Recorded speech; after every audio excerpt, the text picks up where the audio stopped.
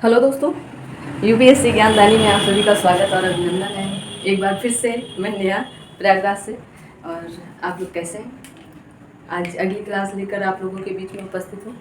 मैं नेहा प्रयागराज से।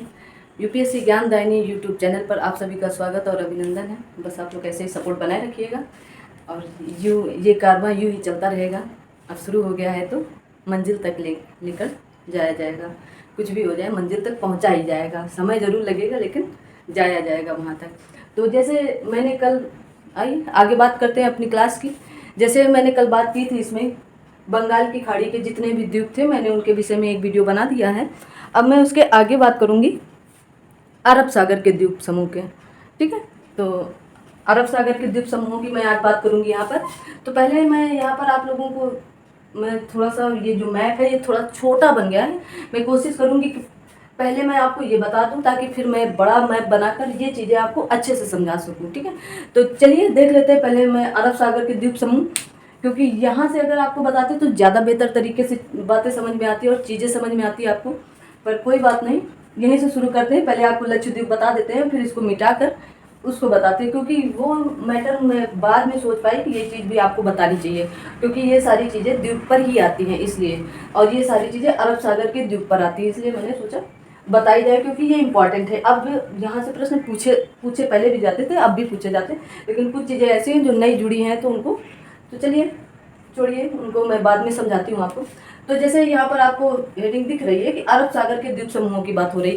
अब आज जितने भी द्वीप समूहों की बात होगी वो सब अरब सागर की ही द्वीप समूहों की बात होगी। ठीक है, तो आप लोग देखिए, जैसे आपको यहाँ पर दिख रहा है कि लक्षद्वीप, तो लक्षद्वीप को पहले लक्षद्वीप के नाम से नहीं जाना जाता था। लक्षद्वीप को ही पहले लक्षद्वीप के नाम से नहीं जाना जाता था। पहले ये 1973 से पहले इसे लक्षद्वीप के नाम से नहीं जाना जाता था। 1973 से इसे लक्षद्वीप के नाम से जाना जाने लगा। ठीक है, तो फिर इससे पहले किस नाम से जाना जाता था? तो इसके पहले इसे लकाद्वीप, मिनिकॉय तथा अमीनी द्वीप के नाम से जाना जाता था। इन तीन नामों के नाम से जाना जाता था। अब जैसे मैं आपको एक्सप्लेन करके यहाँ पर बताऊँ कि ये भारत है, मान लीजिए दक्षिण वाला पोर्शन है, यहाँ पर आप ऐसे मान लीजिए कि ये दक्षिण का है, तो यहाँ पर ये मान लीजिए लक्षद्वीप है। तो ये लक्षद्वीप भारत के लगभग 200 से इधर, कहाँ से, इधर 200 से 300, 350, बुक में तो 220 से लेकर 440 किलोमीटर दिया, पर मोटा मोटा आप इसको 200 से 300 किलोमीटर की दूरी पर समझ सकते हैं। तो ये इधर है, ये क्या है, ये लक्षद्वीप है। तो पहले इन्हें क्या किस नाम से जाना जाता था? तो इधर जो उत्तर में था उसे अमीनी द्वीप के नाम से जाना जाता था, अमीनी द्वीप के नाम से। ठीक है, अमीनी द्वीप। और जो दक्षिण में था, जो इधर वाला पोर्शन था, उसे मिनिकॉय के नाम से जाना जाता था। किस नाम से? मिनिकॉय के नाम से। जो बीच वाला पोर्शन बचता उसे लकाद्वीप के नाम से जाना जाता था, लकाद्वीप। 1973 के पहले की ये कहानी। तो इन तीन नाम से जाना जाता था। उत्तर में मिनिकॉय, उत्तर में अमीनी द्वीप, दक्षिण में मिनिकॉय के नाम से, और जो मध्य वाला या बीच का जो हिस्सा था उसे लकाद्वीप के नाम से जाना जाता था 1973 से पहले। परंतु 1973 में इन तीनों का नाम मिलाकर क्या कर दिया गया? लक्षद्वीप द्वीप समूह, लक्षद्वीप समूह कर दिया गया। ठीक है, तो 1973 के बाद से इसे लक्षद्वीप समूह के नाम से जाना जाने लगा। अब यहाँ पर बात आती है कि लक्षद्वीप तो ये कहाँ पर होगा? तो जब आपको ये बात पता हो गई कि इधर क्या है, तो इधर एक केरल है, तो केरल के, ये केरल हो गया, तो केरल के पश्चिम में क्या है? लक्षद्वीप है। ठीक है, लक्षद्वीप द्वीप समूह कहाँ पे है? तो केरल के, तो जैसे इसमें लिखा है केरल के मालाबार तट के समीप है। इधर ही से मालाबार तट है, इधर ही से मानसून हमारे देश में प्रवेश करता है, मालाबार तट से ही हमारे देश में मानसून प्रवेश करता है। ठीक है, तो मालाबार तट के लक्षद्वीप, वर्तमान नाम जो है लक्षद्वीप, तो ये कब से पड़ा? ये 1973 से पड़ा। 1973 से पहले ये तीन नामों के नाम से जाना जाता था। फिर ये तीन नामों का संयुक्त रूप कर दिया गया, तो इसे लक्षद्वीप के नाम से जाना जाने लगा। ठीक है, विस्तार से अरब सागर की बात हो रही है, अरब सागर के द्वीप पड़ रहे हैं तो अरब सागर में ही होगा। अरब सागर में केरल के कोच्चि तट से 220, जो मैंने बताया 220 से 440 किलोमीटर की दूरी पर विस्तार द्वीपों का समूह है। ठीक है, यहाँ ये इसका जो वर्ग, कितने वर्ग या कितने क्षेत्र में फैला हुआ है, ये कितने क्षेत्र पर फैला हुआ है? तो 32 वर्ग किलोमीटर क्षेत्र में ये फैला हुआ है। यहाँ पर द्वीपों की संख्या कितनी है? तो 36 है, मतलब 36 द्वीपों की संख्या। पर जनसंख्या कितने द्वीपों पर रहती है? तो लगभग 10 द्वीपों पर यहाँ जनसंख्या निवास करती है। ठीक है, 10 द्वीपों पर यहाँ जनसंख्या निवास करती है। इसके बाद आता है, जैसे मैंने यहाँ बताया था, मिनिकॉय हो गया। मिनिकॉय के ऊपर यहाँ पर क्या आएगा? लक्षद्वीप आएगा, ठीक है, लक्षद्वीप। तो मिनिकॉय और लक्षद्वीप 9 डिग्री चैनल से अलग होते हैं के मध्य है लक्षद्वीप। ये जो चैनल है या पास है, ये जल संधियां, ये क्या है, यहाँ पर जल है, ठीक है। तो इनके मध्य पर कौन सा चैनल है, ये 9 डिग्री चैनल है। और मिनिकॉय और मालदीव के मध्य कौन सा डिग्री चैनल है, मैंने कल आपको सारी बातें डिटेल में बताई भी थी। तो 8 डिग्री चैनल मालदीव और मिनिकॉय के बीच में है, ठीक है, मध्य में है। कौन सा, 8 डिग्री चैनल। तो 8 डिग्री चैनल आप याद कर लीजिए, 9 डिग्री, ये सारी चीजें आप कहीं पर नोट करते चलिए। सारी बातें, सारी गाथा, सारी कहानी नोट करने की कोई जरूरत नहीं है, वो तो लोगों को बताना पड़ता है, या आप भी किसी को बताएंगे तो ऐसे ही बताएंगे, एक एक पॉइंट नहीं बताएंगे। पर ये जो मेन पॉइंट होते हैं, जैसे 8 डिग्री चैनल, 9 डिग्री चैनल, पहले 1973 से इसका पहले नाम क्या था, 1973 में कौन से 3 नाम से संयुक्त मतलब मिलकर लक्षद्वीप बना, तो ये तीनों नाम आपको याद होने चाहिए, ठीक है। आगे है कि मिनिकॉय, जो ये मिनिकॉय है लक्षद्वीप का दूसरा सबसे बड़ा द्वीप है मिनिकॉय। तो सबसे बड़ा लक्षद्वीप का कौन सा द्वीप होगा, तो सबसे बड़ा द्वीप कौन सा होगा, तो यहाँ पर एंडराट, इसे अंडररेट भी कहते हैं, एंडराट भी कहते हैं, जैसे भी आपको सुटेबल लगे वैसे आप इसे याद कर सकते हैं। वैसे एंडराट ज़्यादा बेहतर तरीके से बुक में दिया रहता है हर जगह। एंडराट लक्षद्वीप का सबसे बड़ा द्वीप है। सबसे बड़ा द्वीप कौन सा है लक्षद्वीप का, एंडराट। और कवरत्ती क्या है, कवरत्ती लक्षद्वीप की राजधानी है, ठीक है। और कहाँ पर स्थित है, तो कवरत्ती द्वीप पर स्थित है, कवरत्ती द्वीप पर स्थित। यहीं से प्रशासनिक कार्य भी होते हैं, राजधानी भी है और प्रशासनिक कार्य लक्षद्वीप के कहाँ से होते हैं, तो कवरत्ती से ही होते हैं, ठीक है। अब यहाँ लक्षद्वीप में कौन सी भाषा बोली जाती है, सबसे इम्पोर्टेंट है, तो यहाँ पर मलयालम भाषा बोली जाती है। कौन सी भाषा बोली जाती है, भाषा कौन सी यहाँ यूज की जाती है, मलयालम भाषा यूज की जाती है, ठीक है। यहाँ पर मलयालम भाषा यूज की जाती है। पर लक्षद्वीप समूह जितने भी हैं उनमें से एक ऐसा द्वीप है जहाँ पर मलयालम भाषा नहीं बोली जाती, वहाँ पर मालदीव, मालदीव जो देश है छोटा सा, वहाँ की भाषा बोली जाती है। तो कौन सा वो द्वीप, तो मिनिकॉय एक ऐसा द्वीप है जहाँ पर मलयालम भाषा नहीं बोली जाती, वहाँ पर मालदीव की भाषा बोली जाती है। अब मालदीव में कौन सी भाषा बोली जाती है, तो महल। यहाँ हो सकता है आपको दिख रहा हो, न दिख रहा हो तो ऊपर लिख लीजिए कि मालदीव में महल भाषा बोली जाती है। जो महल भाषा मालदीव में बोली जाती है वही भाषा मिनिकॉय में बोली जाती है। बाकी लक्षद्वीप के जितने भी समूह या जितने भी द्वीप हैं वहाँ पर मलयालम भाषा बोली जाती है, ठीक है। इतनी बात सिर्फ और सिर्फ लक्षद्वीप की थी।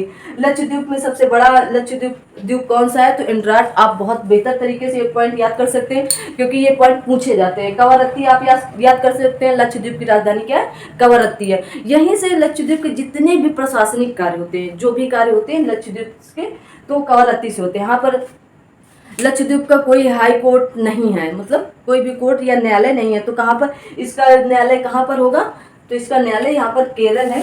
तो यहाँ पर केरल उच्च न्यायालय पर इसका सारा केस वहीं पर जाता है। तो केरल उच्च न्यायालय कहाँ पर है, तो एर्नाकुलम पे है, एर्नाकुलम में है, ठीक है। आप इसे बिल्कुल ये पॉइंट याद रखिए कि लक्षद्वीप का एर्नाकुलम है, ठीक है। यहाँ पर लक्षद्वीप कैसे बना, अब लक्षद्वीप तो आप जान लिए कि इतनी कहानी है। लक्षद्वीप कैसे बना, सबसे बड़ी बात ये होती है लक्षद्वीप प्रवाल भित्तियों से। जैसे आप मान लीजिए प्रवाल भित्ति जल अरब सागर में जल में ऊपर पहले जमी, फिर जल हो गया, फिर उसके ऊपर जमी, फिर जल हो गया, फिर उसके ऊपर जले। तो इसी तरह प्रवाल भित्तियाँ ऊपर ऊपर ऊपर बढ़ती चली गई और एक समय ऐसा आया कि वो जल के ऊपर उठ गई, ठीक है।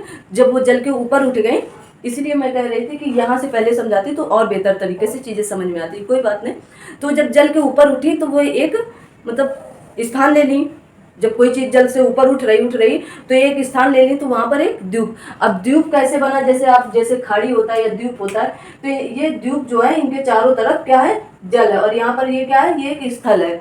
स्थल का मतलब ये इनके द्वीप के चारों तरफ जल है, जहाँ पर द्वीप लक्षद्वीप, अंडमान निकोबार द्वीप समूह है। तो वो उनके चारों तरफ जल स्थित है, ठीक है ना, चारों तरफ जल है और बीच में ये स्थल केवल है, ठीक है।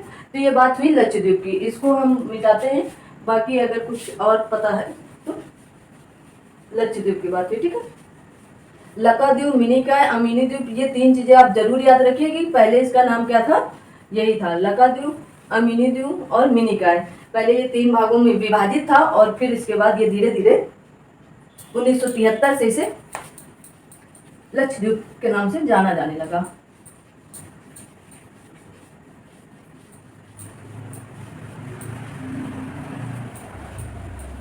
ठीक है। अब आइए बात करते हैं, हम इसकी बात कर रहे थे, मुझे पहले ही बना लेना चाहिए था थोड़ा सा, लेकिन नहीं बन पाया। कोई नहीं, अभी बना लेते हैं।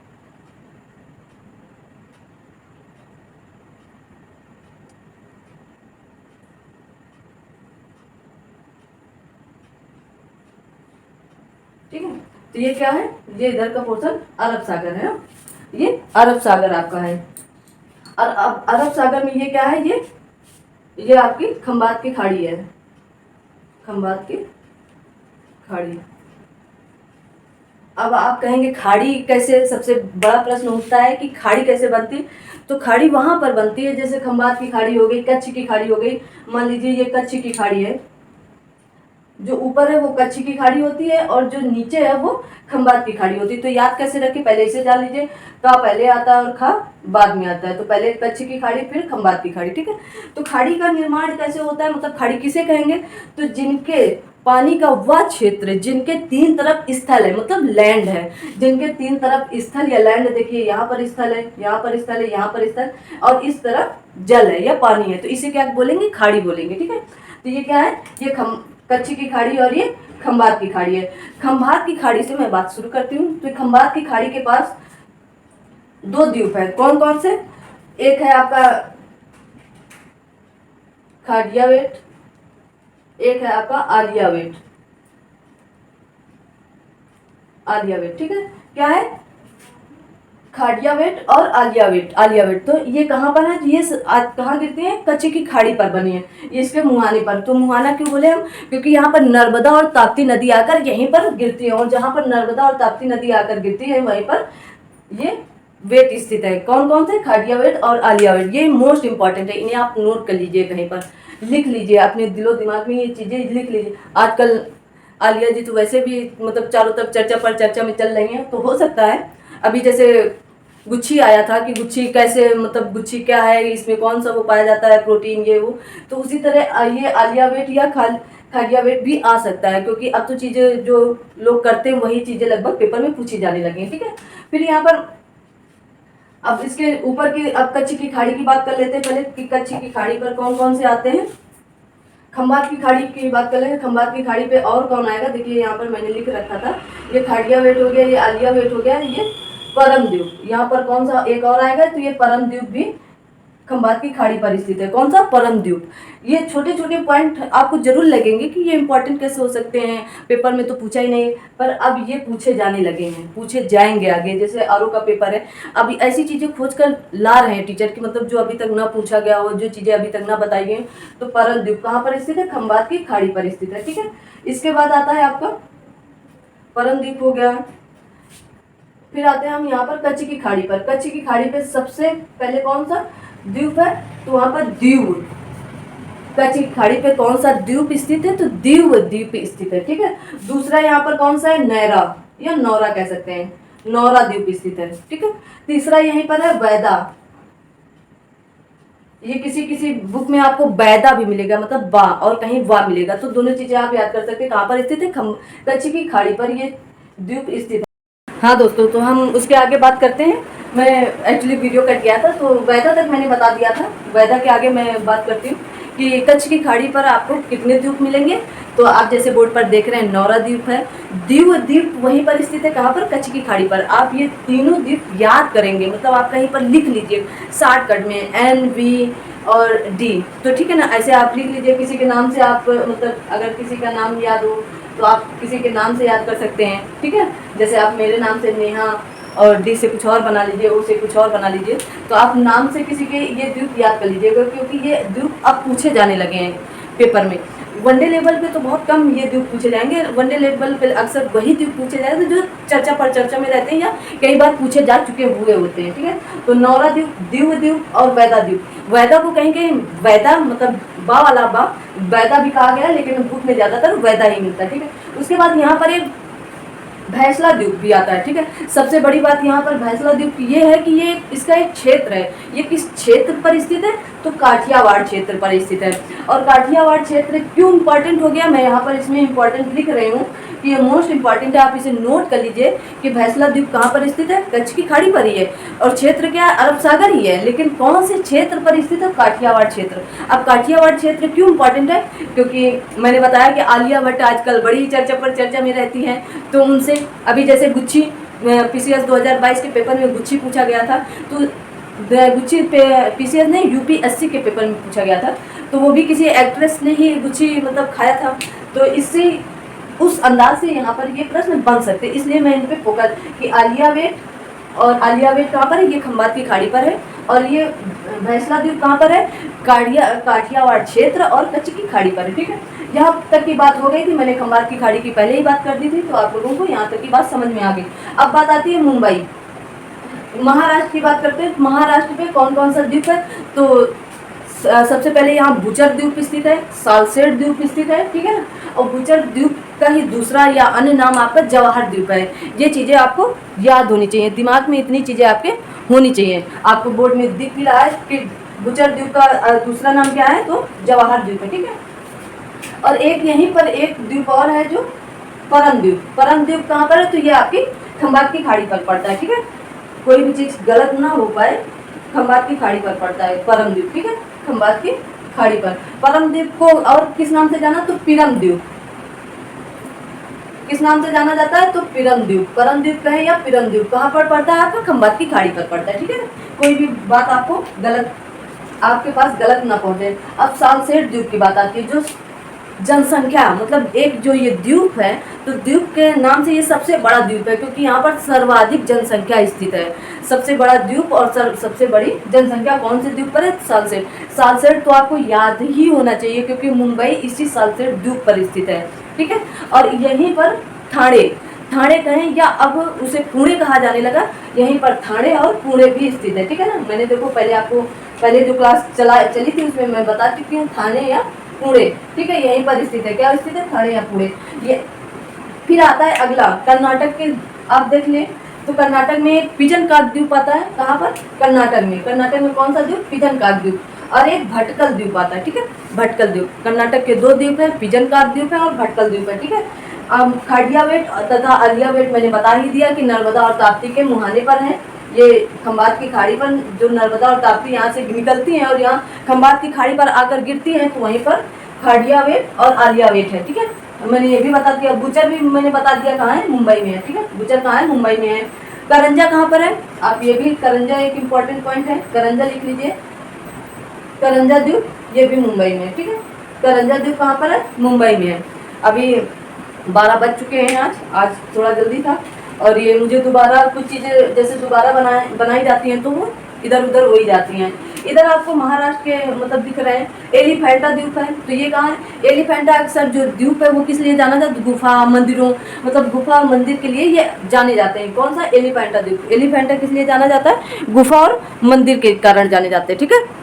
यहाँ पर पुराने मंदिर, पुरानी गुफा आपको देखने को मिलेंगे। और ये कहाँ पर स्थित है? तो ये मुंबई में गेटवे ऑफ इंडिया। अब आपको ये बात भी एक और पता चल गई कि गेटवे ऑफ इंडिया कहाँ पर स्थित है? तो मुंबई में। गेटवे ऑफ इंडिया से 10 किलोमीटर की दूरी पर क्या स्थित है? एलिफेंट द्वीप स्थित है।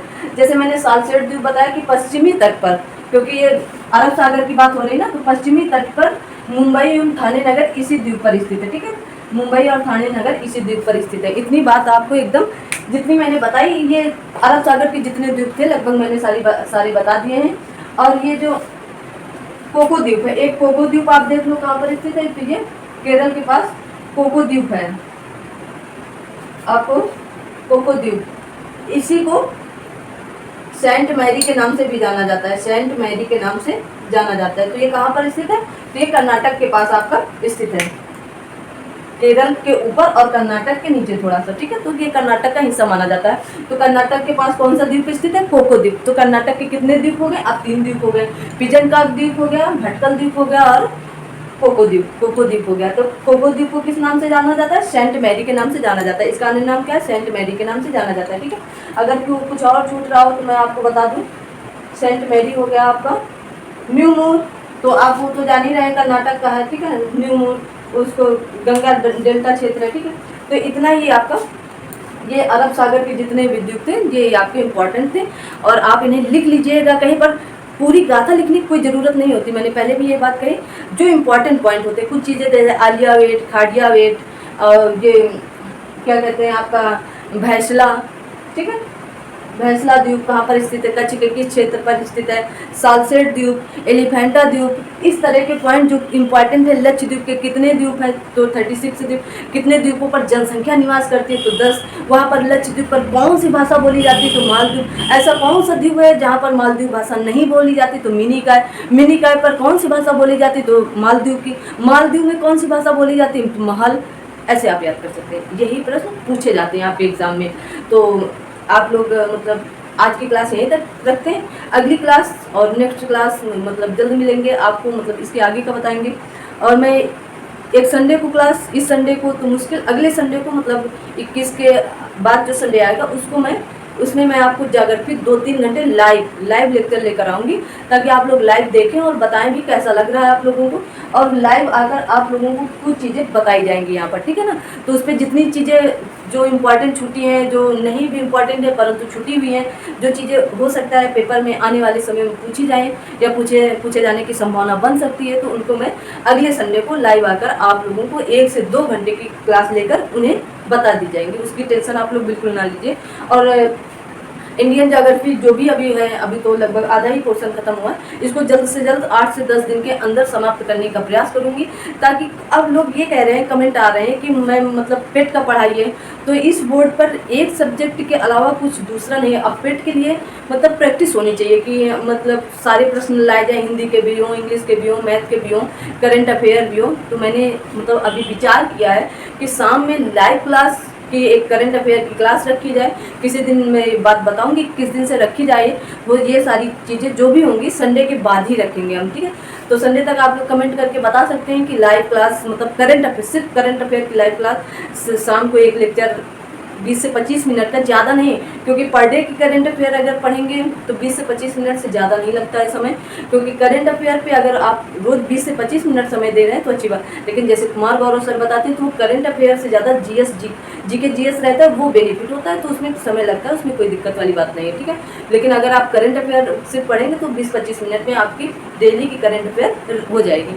तो आज की क्लास यहीं तक रखते हैं। आप लोग अपना ऐसे ही सपोर्ट बनाए रहिए, सहयोग करते रहिए। चैनल को बार बार कहने में मुझे खुद भी अच्छा नहीं लगता कि मैं ये बातें कहूँ कि आप शेयर करते रहिए, सब्सक्राइब करते रहिए, लोगों को जिनको ज़रूरत है वहाँ तक पहुँचाते रहिए।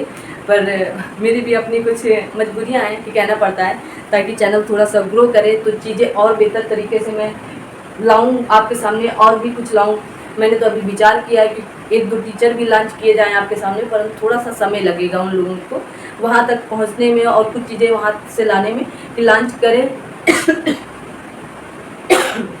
तो थोड़ा सा समय दीजिए, सारी चीज़ें आप लोगों के लिए लेकर आते हैं। तो आज की क्लास यहीं तक। आप लोगों को बहुत बहुत धन्यवाद, और आप लोग बस ऐसे सपोर्ट बनाए रखिए। मिलते हैं अगली क्लास में जल्द ही, और शुभ रात्रि आप सभी को। अपने से बड़ों का सम्मान कीजिए, छोटों को प्यार दीजिएगा, घर में अपने माँ बाप का कहना मानिए। थोड़ा सा मतलब कहते हैं ना, संस्कार जो होते हैं वो संस्कार दिखाइए कि हाँ मेरे अंदर वो संस्कार अभी भी उजागर हैं, और उन्हें अपने अंदर से बाहर निकालिए। क्योंकि हम लोग बातें तो घर के बाहर कर देते हैं कि माँ के साथ ऐसा होगा तो हम ये कर देंगे वो कर देंगे, लेकिन जब घर पे बातें आती तो हम लोग कह रहे हैं चुप रहो, ये करो वो करो। तो ऐसा ना करके वो संस्कार बाहर निकालिए, दिखाइए, जताइए। अब चीज़ें जताने से ही पता चलती हैं कि सामने वाला क्या चाह रहा है। लोग कहेंगे हम सब कुछ अपने दिल में दिमाग में रखे हैं, समय आएगा तो बताएंगे, समय आएगा तो करेंगे, तो वो ज़माना गया। अब चीज़ें दिखाएंगी, जो दिखता है वही दिखता है, सीधी सी बात है, ठीक है ना। तो यही शुभ रात्रि आप सभी को, ऑल द बेस्ट। आप लोग पढ़ते रहिए, अपना समय वेस्ट ना करिए। Thank you so much.